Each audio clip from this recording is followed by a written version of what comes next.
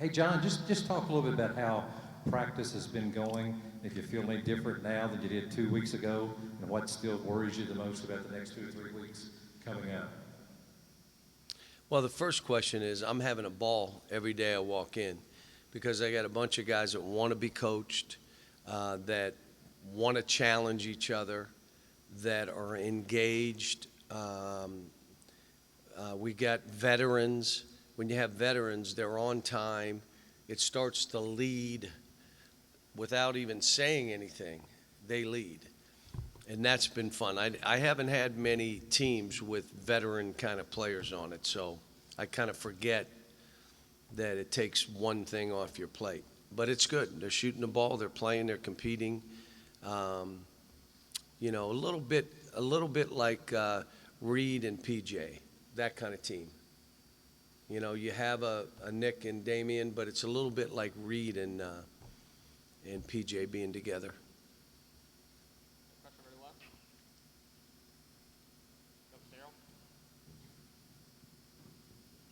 Hey, John, with all the changes in college basketball, NIL, transfer portal, G League coming in, taking more and more, Coach K's hanging it up, Roy hung it up. Why didn't you just use this point in time to say, I'm done with it, I've done enough, I'm walking away? They're way older than me, both of them. Well, let me talk about NIL first. Kids come here because of the culture, because of the basketball. They want to be coached up. They want to compete. They're not promised the world. They don't come here because of name, image, and likeness. But let me say this. To this point, our players have the most transactions on our campus, and there's only really 10 of them taking advantage. And they have the most transactions on this campus. They are benefiting by this. Now, that's not why you come here, but it'll be better here for everybody because there's 3 more requests to talk to our team by companies. So they request their direct messages so they want to talk to everybody. It's a little different. But here's the thing. You talk about life skills we're able to teach. I talked to them about a tax account. They're like, a tax account? Yeah, you got to set half your money aside and put it in a tax account. Why? I said, because there's this guy, Mr. FICA. And this Mr. FICA is relentless. He's coming after his money, and you better set half the money aside so you have money to pay him. The other side of it becomes they got to look and read contracts. Talk about football. Football are 3-year deals. So a kid make X amount of money, but it's over 3 years. You can't sign 3-year deals. So you got to read the contract. You got to know what it says. You got to be involved. We got to help protect them in those kind of things. And the other thing is financial literacy. They're coming across money for the first time. So I asked some of you, how many of you knew anything about taxes when you graduated from college? How many of you knew anything about looking at a contract? How many of you even had a credit card? How many of you had a credit card? Did you know anything about stocks and bonds, mutual funds? Well, these kids, this is life skills through this. But I say it again, they don't come here because of that, but ours would be the best based on what this program is about in men's basketball and the culture we've built in men's basketball. The aura of men's basketball, and it's been built long before I got here. We're standing on the shoulders of some great coaches and players, but it is here. Lastly, I would say this again. You got to have flexibility and be nimble, not to restrict, because we know if it goes to the Supreme Court again, you're losing. It was 9-0. So you can't be nimble and flexible to restrict. You're flexible and nimble so you can see if another state does things that puts us at a disadvantage. Okay, let's be flexible enough that we can adjust how we do this. We needed the executive order. Now, there's some things that we need to go back now on in the state law and make sure we're all protected also. A player isn't playing a whole lot, and it affects his name, image, and likeness. What, is he going to sue me? I'm not the one. You're deciding. Well, so there's got to be some protection. Former athletes, they're mad. Why didn't you do this for us? Do you know how much I would have made? So there's some things that need to be in it, but flexible and nimble are so that we can move, not be more restrictive. Well, we're going to decide now it can't be that way, because you're not going to win that. I mean, it's a state law. Well, I just know it was a 9-0 vote. Our kids, no effect on the locker room. Matter of fact, I asked them one time, went through and individually, not as a group, and they all were like, is this having any effect on, they went, what? No, we're all happy. We know some are going to do better than others, but Coach, we're all involved in this. Our walk-ons are involved in it. And that's how you get to the number of transactions that we have, and still 3 or 4 companies have already called about doing more. We haven't done autographs. We've kind of just said, let's get into the season. And when the season starts, I want this to be really trimmed down. They're not worried about anything except playing. Thank you for giving me that bully pulpit for a minute. Go to Jerry Tipton in the middle. Dick, I'll come to you next. John, I remember earlier in the preseason, you talked about how what a luxury it is to kind of know going into each day's practice what you're going to get from players. How much of that did you have last year, and how does that show itself, do you think, going forward? How does that benefit? Well, this is like a normal season for us. I told them yesterday, we have not had a bad practice yet. And I said, we go through seasons without a bad practice here. Seasons. And those are the teams that are winning 38, 35, 32. Those are those teams. And there's a bunch of them. Last year's a blip. That's so far behind me. What we went through, and I learned from it, and you move on. But what I like about this group, they're competing against each other. But let me say this. Yes, we do have depth. So now you have guys that are similar skills offensively. Who would you play now? It's you. They're very similar offensively. Who are you going to play?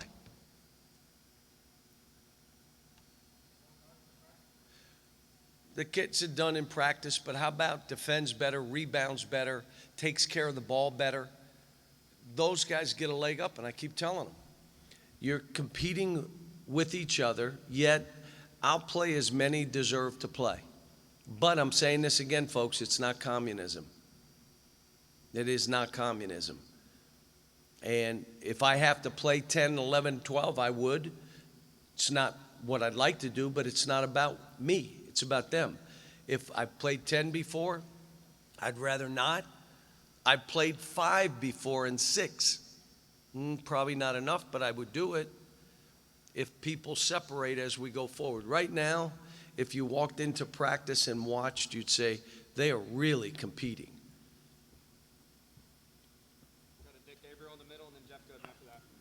John, this is sort of a follow-up to what you just said, but based on the makeup of your roster with new faces right here, and You're saying right here. I don't know where right here, right there.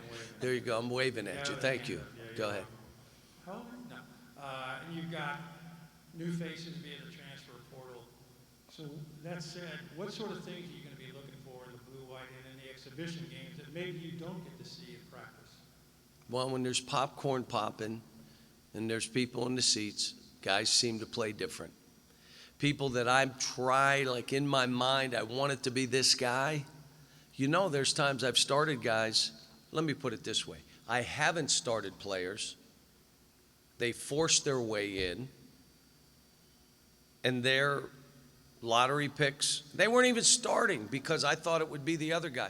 Most of the time, it takes me a minute for them to figure out who it's supposed to be. Emmanuel Quickly's a great story. But so is Shea Alexander. I can go on and on. We've had a bunch of them. So, yes, we'll have an idea. You know, it's us playing against each other. They know each other. We play against a couple exhibition, and then we start regular season. We'll have it figured out by then.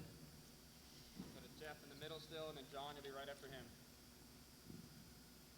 John, in terms of the blend of what you have right now with some older guys that you really haven't had via the transfer route, a lot of high major guys, coaches haven't gone the transfer route. Why do you I didn't hear that. A lot of high major coaches have not gone the transfer route. Jay Wright, Danny Hurley, some of those guys have just decided to go more high school. Why did you decide to do this? Was it out of necessity, or was it just, hey, listen, this Yeah, what I'm always doing, we recruit really good players and then they leave right away. We'll deal with it. What's the best thing? For this team, we needed a couple more players. And so when you looked around, do you really want to bring somebody here that's not quite good enough, that's going to really struggle here? Well, then you go see what the other guys are. And in our case, the players that we brought in, Kellen, now he struggled early because he's never played this fast, but he's not struggling now. Xavier, I told him, you're not getting 4 turnovers a game. That ain't happening here. And all of a sudden you see him, what he's doing. You look at Oscar. He's 255 pounds with 7% body fat. He's flying. The pro day, they said, we didn't know he could move his feet that way. So you're talking about guys that are adding to us. Now, what I've done in the past to grad students, Reed was really good for us. And it was great to have an older player with some younger guys. We did it with Nate Sestina, who was terrific for that team. And that team could have won the national title. I mean, we won our league by 3 games, and then the pandemic hit. So I've done it, but we've never done it with a sophomore, a junior. CJ's been hurt, but he can really shoot the ball, and I can't wait till we get him on the court. I mean, he's been on the court 15 minutes, so we haven't seen it. Now, here's what I would tell you. In a normal year, like if this class finishes like I think it's going to finish, the only way we take a transfer is if we have a roster of 9 players. Now, you won't believe this. You need a warm-up line.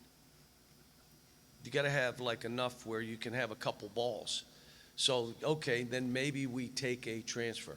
If we miss on a kid, then maybe we take a transfer.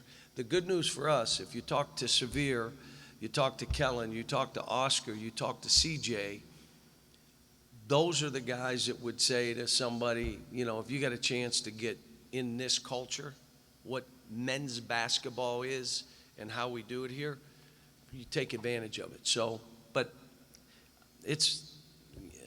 I'm not that smart to say I'm going to invent something. I'm just playing it. All right, where are we now? Now sticking there to Rob. John, go ahead.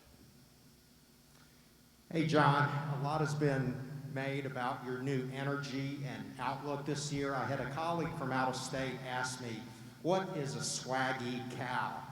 What should I tell him? And is that a name that you embrace?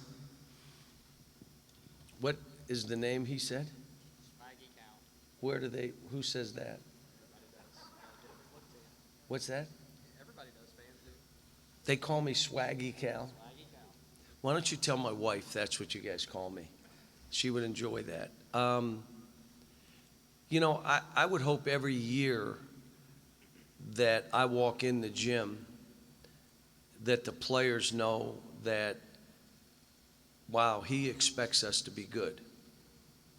And not only expects, he's demanding that we improve every day so that we are good when we finish. He doesn't put it on the score, wins, and it's about, are we getting better? And man, he's confident. Well, part of it is I've done this for 30-some years, and the process and the culture we've built at different places is similar. It's about being about the kids first. I said this many times. I went from the business of basketball to the business of kids and families, and it shifts. Like I'm telling these players now, a lot of stuff we're doing is for you individually, so you improve, so you can help us be our best. And I don't know if that's swaggy, Cal, but I'm confident in what we do and how we teach and how we're playing. Now, we're going to play different this year we did the dribble drive, it was totally different than everybody else. When we did the positionless basketball, it became different than everybody else. When we played with 3 point guards, how do you do that? You can't, well, they all were drafted and it all worked out for everybody. One of them scored 60, Jamal Murray, in a game. I mean, you could, and now, what we're doing now, the spacing and what we're trying, is different. I'm not afraid to, matter of fact, I kind of like changing what I do, and to be honest, I don't like, you get people that say, he's listening to me, and we laugh because he says, I don't listen to anybody. I don't listen to my wife. You guys see her on, what's she on? Instagram, following me, putting the garbage, what? I don't care what she does. Take my picture, go do what you want. You have fun? Good. But the best part of this is trying new things. Now, I am making calls to friends of mine saying that I'm trying this. Do you think this will work? Because I don't want to waste time with this group. So there's some things that I've scrapped already that I didn't like, that didn't fit this group. And every group I have is different. But I don't know. I'm comfortable and confident, but I've been comfortable when we've gone into games and you get smacked and we weren't ready. But I want them to know, if you spend the time and you sacrifice and you're about each other, you'll win your share of games and you'll have a chance to be the last team standing.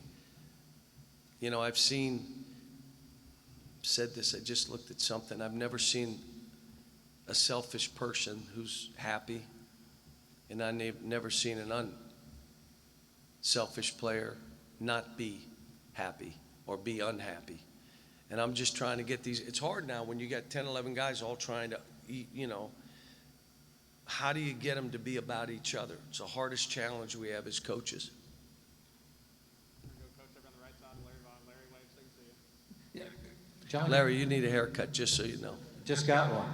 Oh my gosh. Just got one last week, so. Could you talk a little bit about Tubby going to have his jersey retired and when he'll be here and what you hope that day will be like? Yeah, he and I talked today. He and I have talked about this for a while. As a matter of fact, I called him about, like, you need to get back in here, and I'm really happy the university saw fit to do this for him. But I had one thing I told him. I'm going to tell you right now, I'm going to be really ticked if your ovation is bigger than mine. That's what I told him, jokingly. And he laughed. But you know what I said to him? What happens, you leave a program. I don't think Coach Hall understood how much he was loved here. And, when he went on his birthday and he did the Y, and everybody went absolutely bonkers, and they did the statue for him over here, and now he'd come and bring friends to show. I mean, he understood how much he was loved here. And I want Tubby to understand. I said, Tubby, when I mention your name, I'm going to be in Louisville tomorrow, and I will mention his name. It's like a standing ovation. I said, Tubby, you are loved here. And the more that the time goes by, I think the more people respect the job he did and how he did it. So I'm really happy for him. He deserves it, and we'll be so honored. I'm hoping some of his former players the night before come back, and I think we're going to have a bunch of them where they come back and honor him together, because he was loved. I put it out last night. His players loved him, loved playing for him. Go back to Jerry in the middle, and then Darryl will come over to the left. Swaggy, you guys are number 10 in the AP poll. Jerry, you know what your nickname is? Go ahead. No, I'm not going to do it. There's women here. I cannot do it. I was going to say, I'll play straight man. Okay. You're number 10 in the AP poll, picked to win the SEC. What do you think of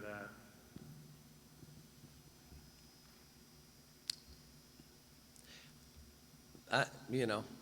That's all good. That's, we got to play the games and see what happens. And, You know, it's a long season, and let's just hope we're one of the last teams standing at the end. We may struggle early like we always do. We struggle early, too bad. Let's go. We're going to get better. We got good players. We got good guards. We got some physical players who are men, and, you know, there's not a whole lot of, I got fouled, and no one's saying that. You're trying to survive. So that's nice. I mean, let me say this about our league. Our league is probably the best it's ever been. And our league may be the best league in the country. Like, those games should be games where every fan is trying to get to, the league games, because they're going to be, and you know the league always gives us the hardest games. And if it's only one game, where are we playing them? We're playing them in a road, and there's a game day. I mean, it's, you know, it's going to be a dogfight like it is every year, but the league has gotten better.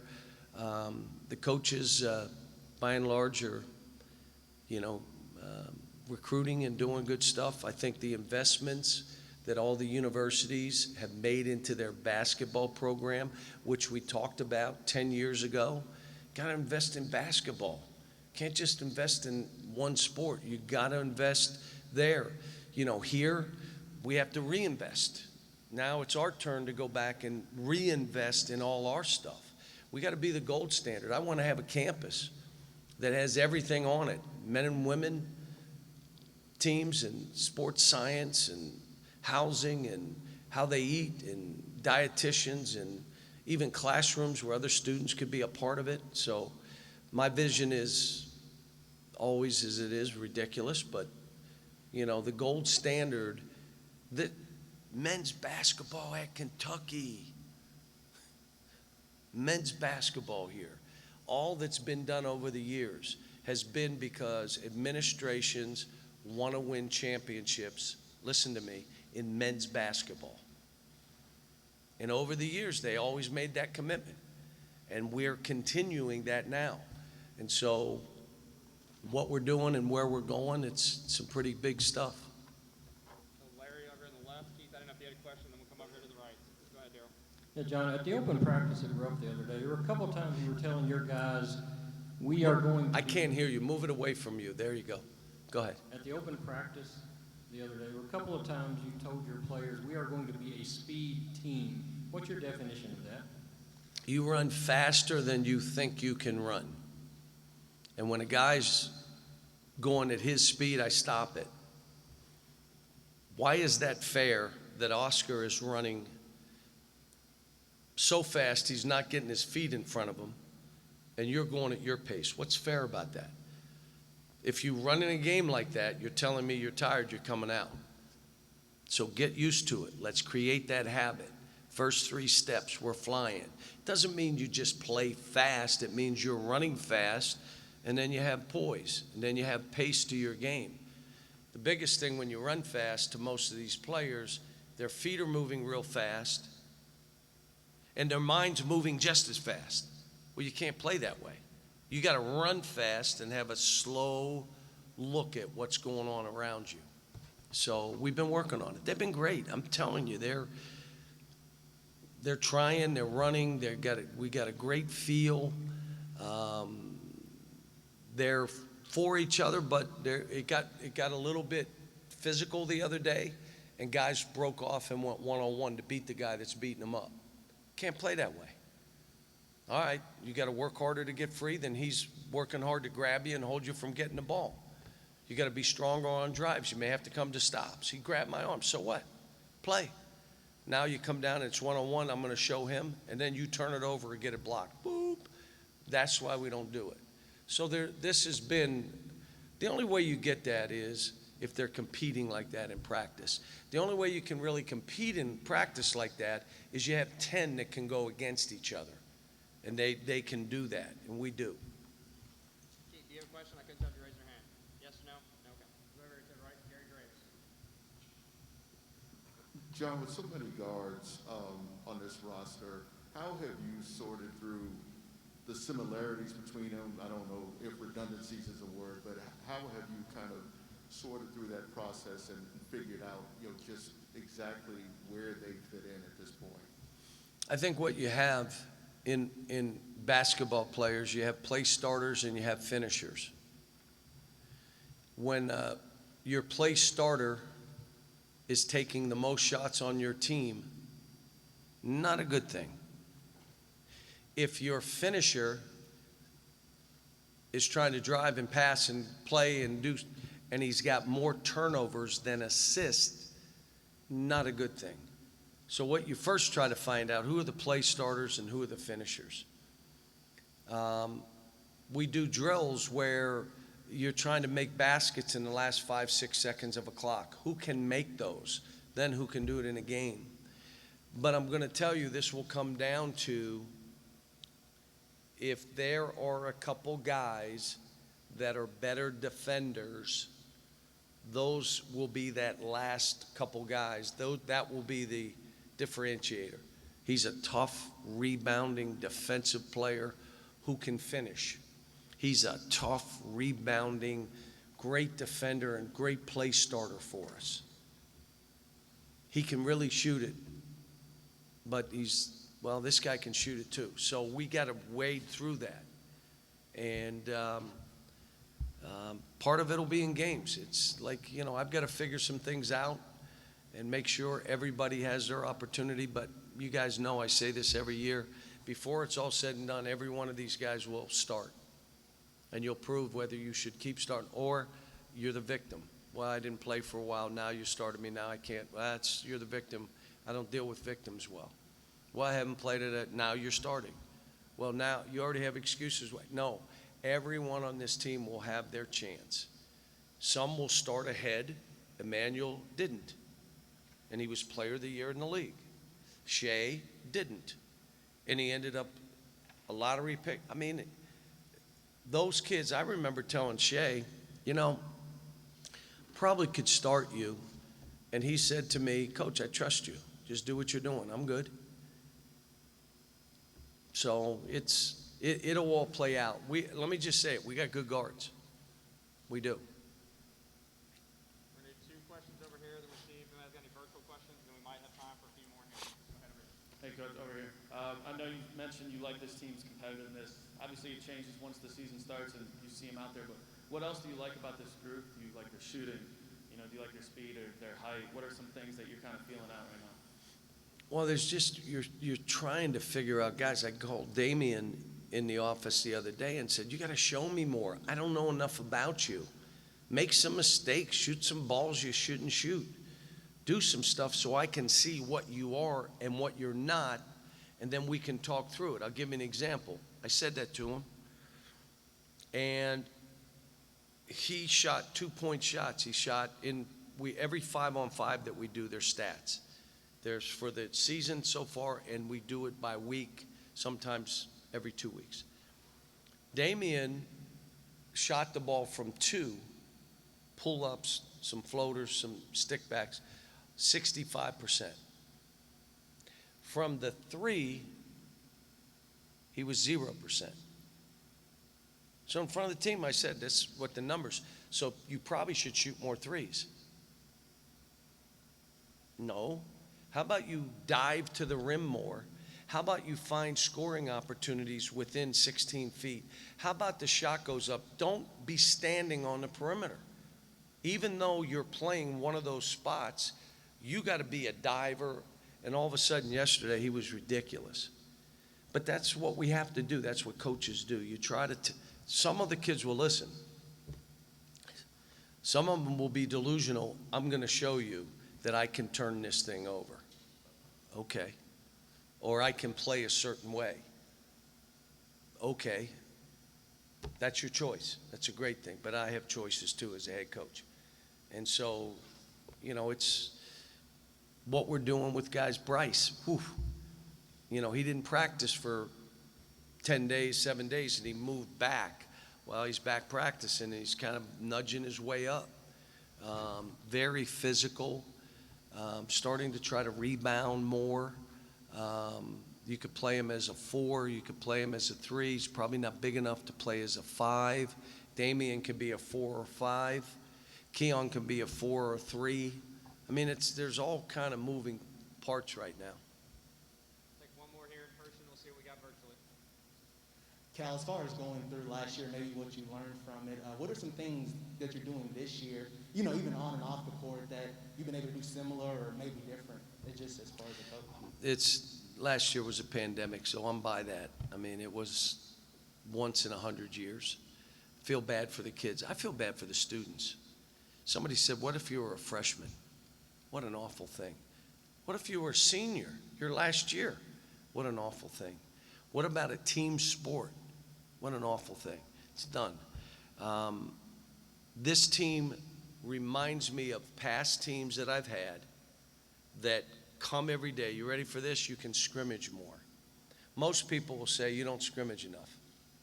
They'll come in and watch, and you need to scrimmage more. And I say, yeah, and you got fired, so don't even talk to me. So, but they're right.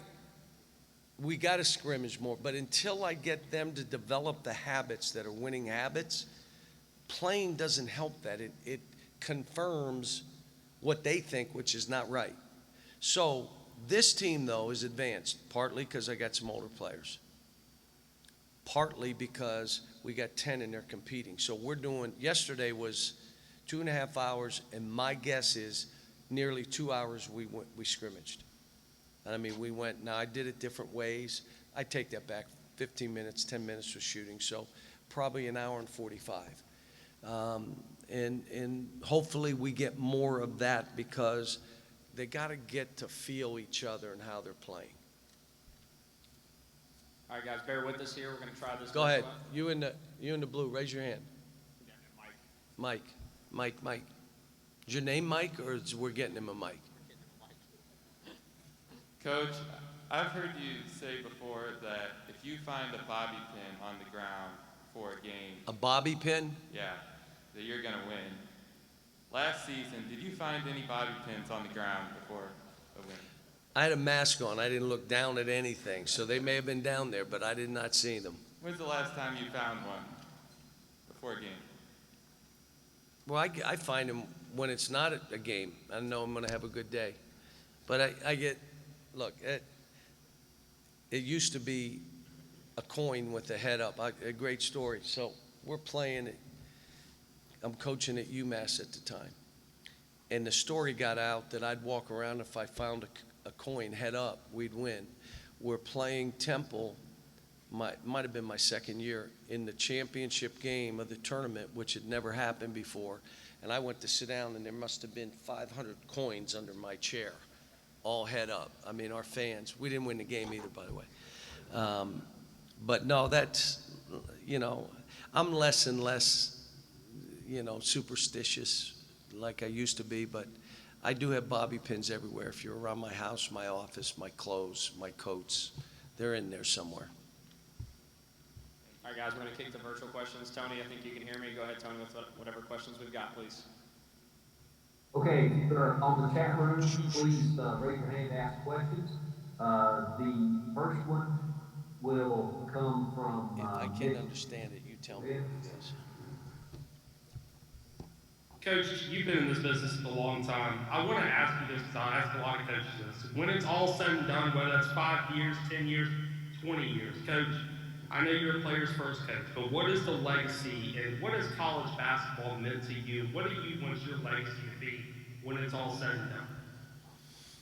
There's two things that basketball has done for me.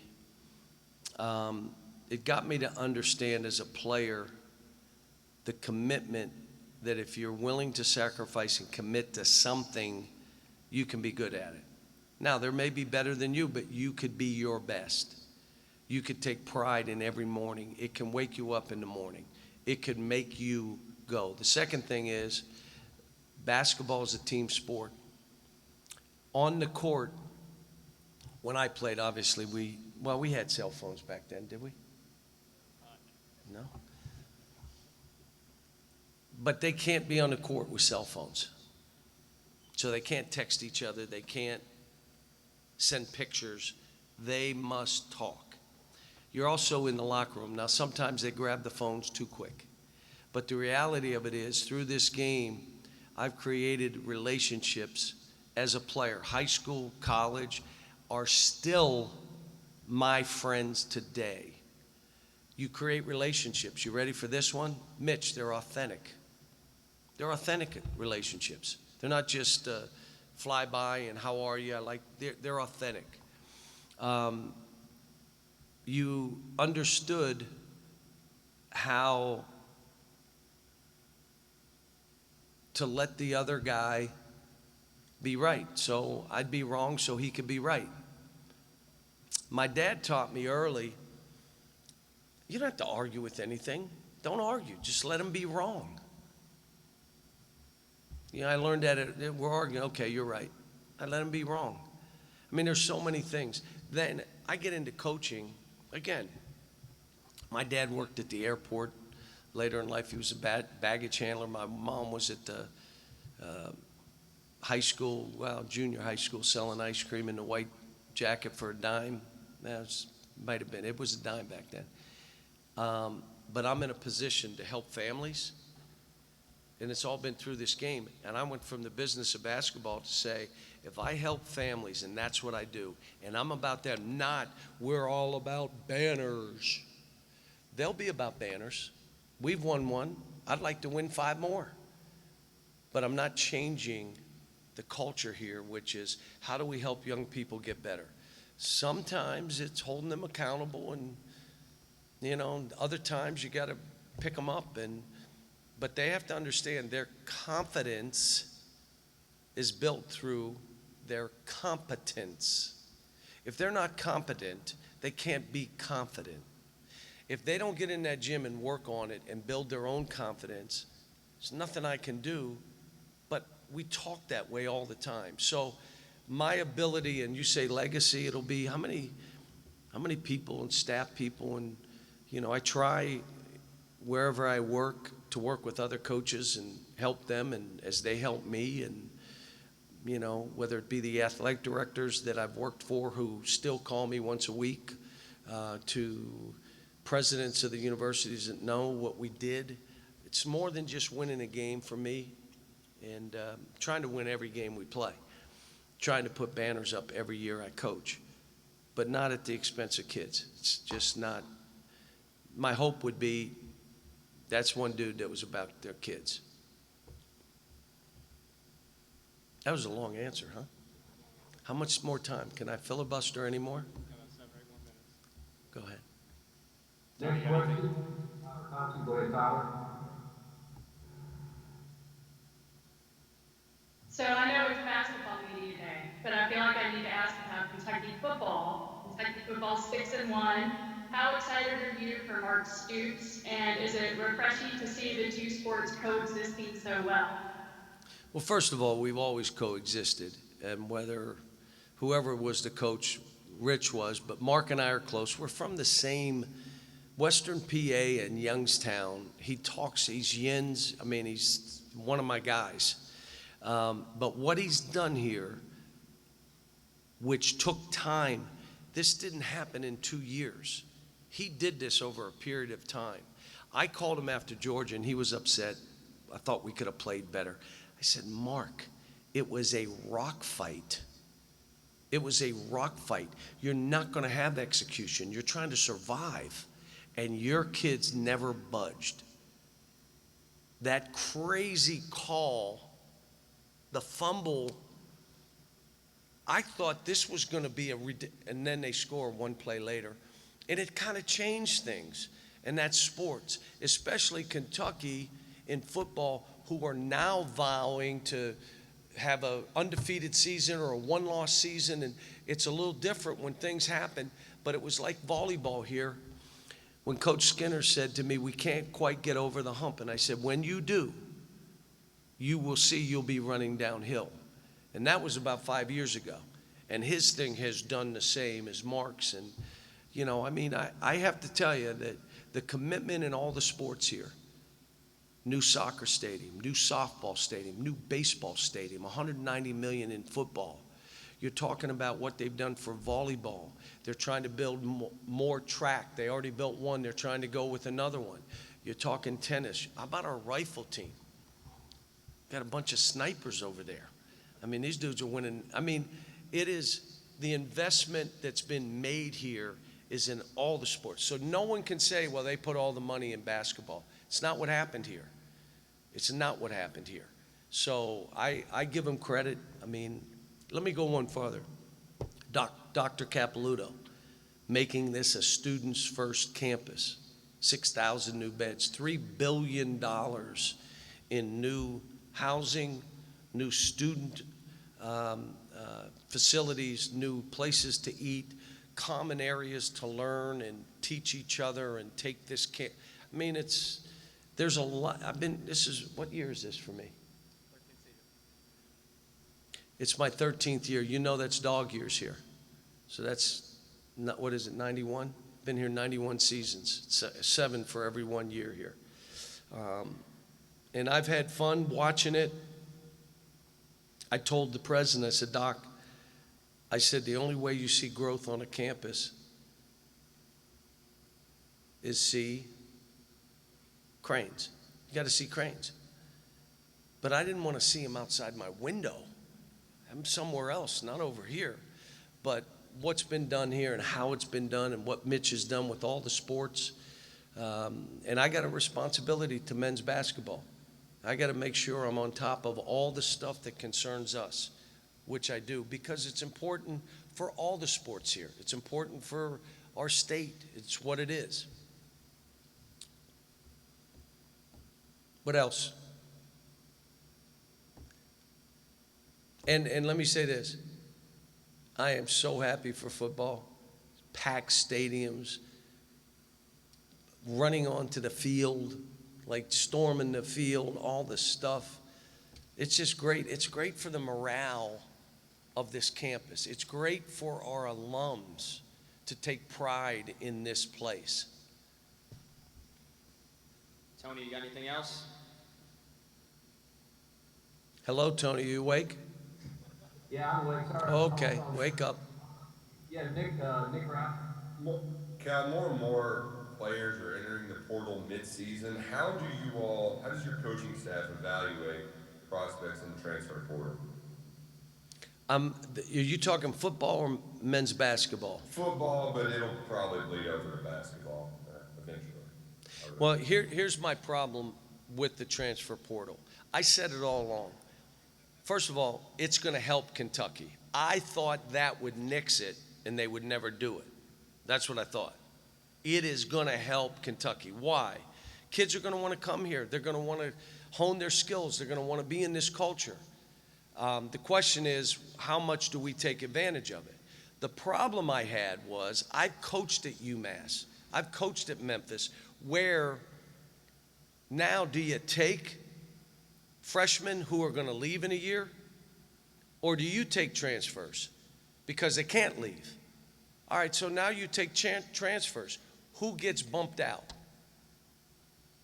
High school players. I have a friend of mine whose son, he says, Cal, I swear he's Division I.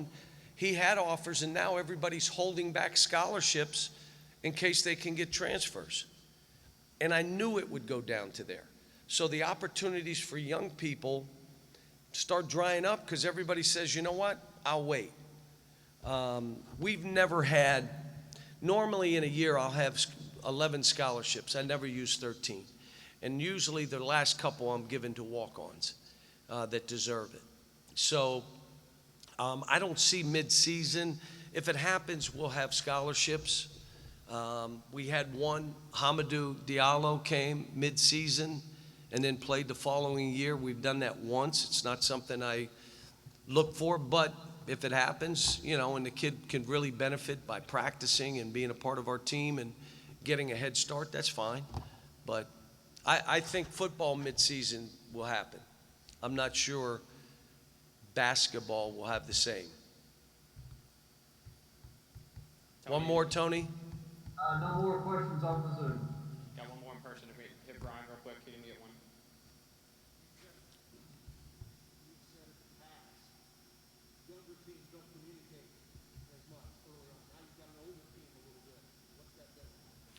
Well, the older guys, we still have guys that don't think it's a responsibility to speak. And the problem is they're not going to play that much because your team is way better when everybody's chattering. You're just way better, your team. Yeah, but I'm this and this. Yeah, but our team isn't the same. You have to talk. We had a group out there yesterday that talked like crazy, and the coaches were looking at each other like, what? We were in our press, we're pressing, we're trapping, the ball goes over, and they all match down, and they're talking and pointing. I'm like, what just happened? But the other team then would talk to themselves like, oh my, you see that? Yeah, you got to speak. That's all part of that. What's the differentiator? Why is he playing instead of this guy? The toughness, the rebounding and defense, the ability to talk. Our team is better with him on the court. All that stuff. Like I said to Dante the other day, he had an unbelievable day rebounding. And I said, listen, if you rebound the ball like this, you're going to get on the floor because it's not just shooting. You may go 0 for 6. You may go 6 for 6. But if you're rebounding, none of that matters. And so he's been doing better. But he's in it's competition. I mean, we got some good guys. And CJ has not started yet. Now, he won the three-point contest. He started practicing yesterday. It didn't, I said, hey, we're going to take another day. So that's where we are with that. But talking, you're right. That if you sit on the sidelines and the team doesn't talk, they stink. That's a team that stinks. If you sit on the sideline and there's chatter and they're talking, talk to me. I'm coming. My man's on the left. Go. I got you on the backside. When you hear that, probably a pretty good team.